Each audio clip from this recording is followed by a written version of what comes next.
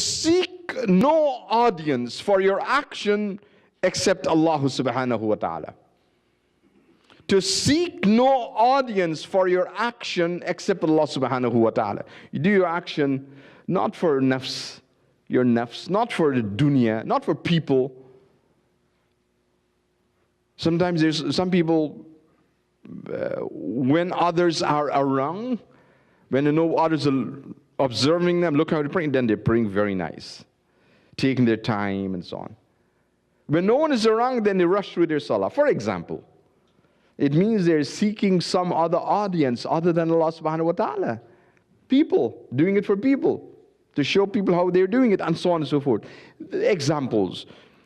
And you know what your struggles are. Each one of us have our own individual challenges, different thoughts that come to us, different things that we think about in our salah. We want to get rid of that.